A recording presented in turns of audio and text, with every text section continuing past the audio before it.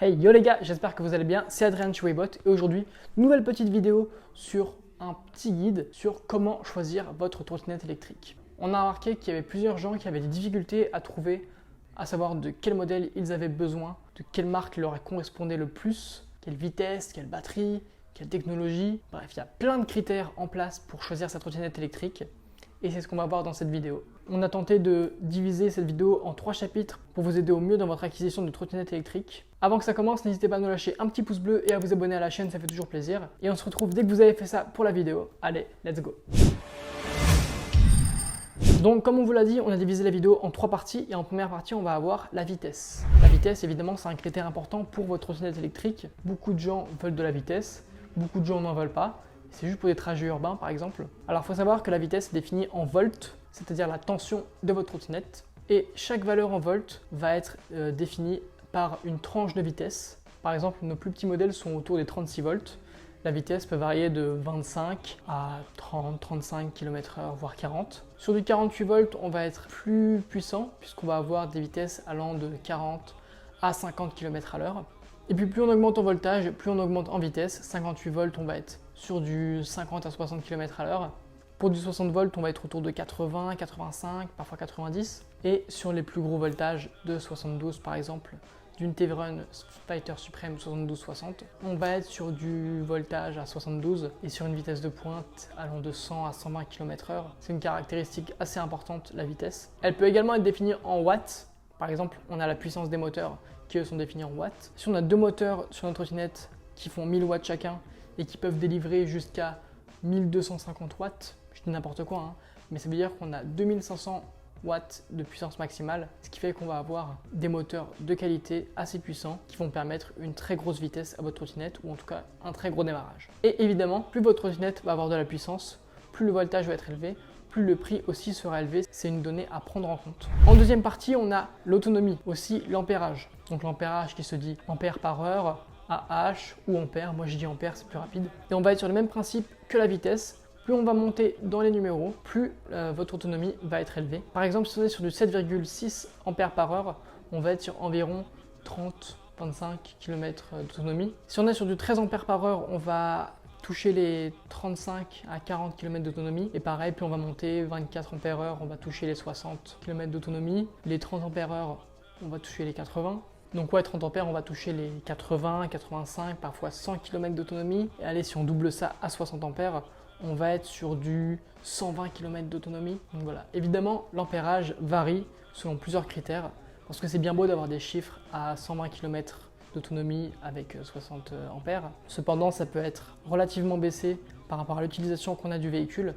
Par exemple, si on utilise notre véhicule toujours au mode le plus élevé, avec le plus de puissance en côte, l'autonomie qui est à 120 ampères annoncée va drastiquement diminuer, va facilement baisser de 30 km si on est sur une grosse puissance. Évidemment, c'est des données qui sont exponentielles. Tout se voit à peu près, donc selon la puissance que votre trottinette va délivrer et comment vous allez lui demander de délivrer votre puissance, la batterie va diminuer d'une façon ou d'une autre. Donc comme je vous l'ai dit, si vous l'utilisez à fond, votre batterie diminuera.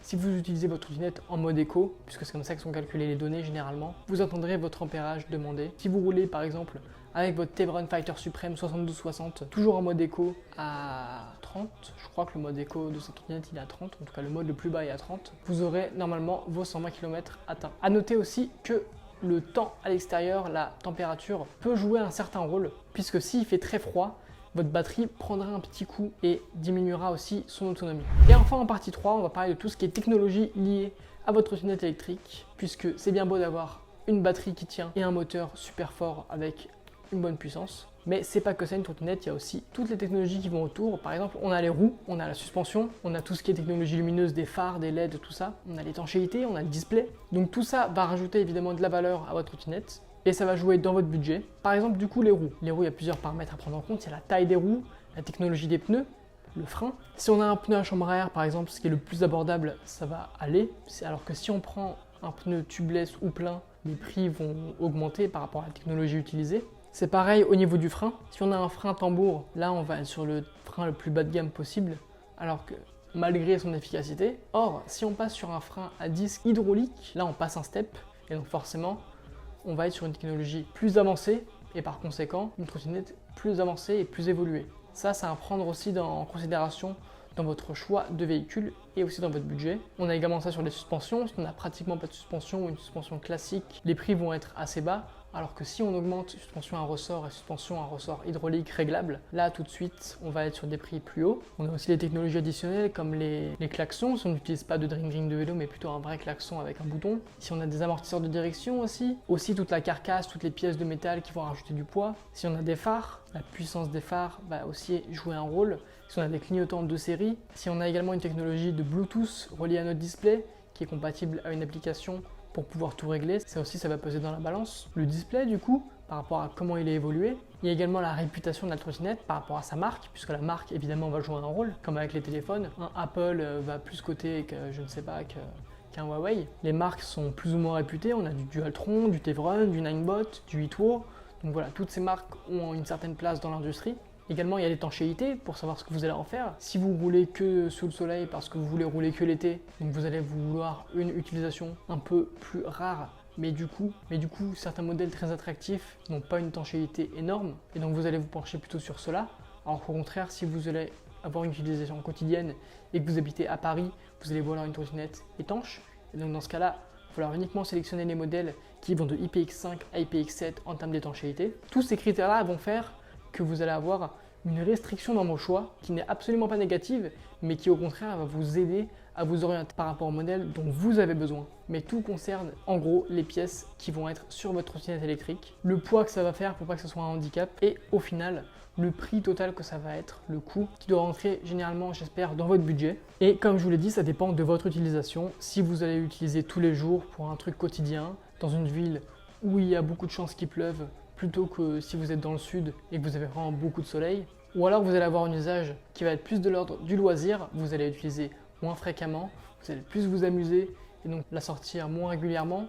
S'il pleut, vous allez avoir moins tendance à la sortir, ce sera plus pour aller voir les copains, utiliser plus de vitesse, tout ça. Donc moi généralement il y a deux modèles que je recommande aux clients par rapport aux meilleures utilisations possibles. En premier lieu, il y a la Inoue Swimi 2 de chez nous, qui est une trottinette qui a une puissance de 36 volts, donc 40 km/h, une autonomie de 13 ampères, donc de 40 km. Tout ça avec un pneu plein à l'arrière qui empêche les crevaisons. D'ailleurs, un seul moteur à l'arrière nous donne une plutôt bonne puissance. Donc avec un pneu à chambre à air à l'avant et une suspension à l'avant. Un display plutôt cool, sobre et efficace qui nous permet aussi une sécurité avec un pass NFC qui est livré avec la trottinette pour la déverrouiller ou la reverrouiller. On a des clignotants de série qui vont avec et par-dessus tout, c'est la trottinette la plus étanche du marché puisqu'elle est normée IPX7, donc qui résiste face aux immersions dans l'eau.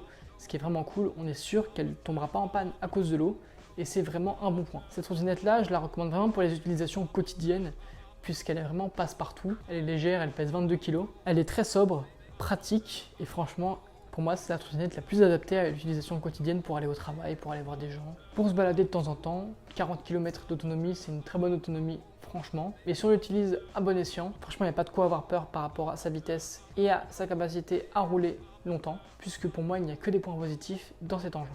Et enfin, on a la Dualtron Victor, qui, elle, est une trottinette phare de chez Dualtron, qui elle va être une version évidemment évoluée de la Inoue Swimi, puisqu'elle aura une plus grande vitesse, un plus grand opérage disponible en 24 Ah ou en 30 Ah, qui nous permettent une autonomie de 80 km à 100 km selon votre utilisation, puisque évidemment on a une puissance ici de 60 volts qui nous permettent une vitesse de pointe d'environ 80 km/h.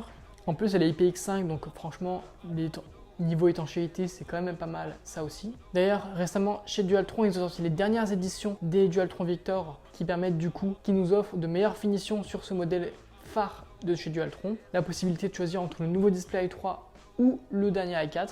Connectivité en Bluetooth via l'application Mini Motors Dualtron, ainsi que des bonnes pneumatiques en 10 pouces, des bons freins à disque, une bonne suspension, un beau look, une bonne personnalisation au niveau des lumières, même au niveau du custom dans le futur, vous pourrez la custom comme vous voulez. C'est une trottinette où il y a plein d'éléments à modifier dessus. Ça par exemple, ce serait pour une utilisation bien plus loisir et je la recommande tout aussi vivement que la Inoue Swimi. Mais voilà, ça c'est vraiment à titre d'exemple, mais par rapport à tout ce que j'ai cité dans la vidéo, tout ce qui est au niveau des pièces, de la vitesse, de l'ampérage, c'est vraiment à vous par rapport à vos besoins et à vos souhaits et aussi à votre budget de tout mélanger et d'en venir au modèle qui vous convient le plus pour la meilleure utilisation que vous en ferez. On n'oublie pas que c'est un budget qu'il faut faire attention et il ne faut pas regretter son achat. Enfin voilà, c'est à peu près tout pour cette vidéo. J'espère qu'elle vous aura plu et qu'elle vous aura été utile.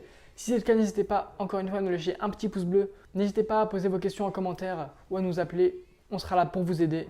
On est là pour ça. Et évidemment, n'hésitez pas à vous abonner à la chaîne. C'est toujours un super soutien. Et nous, on se retrouve pour de prochaines vidéos. Allez, ciao!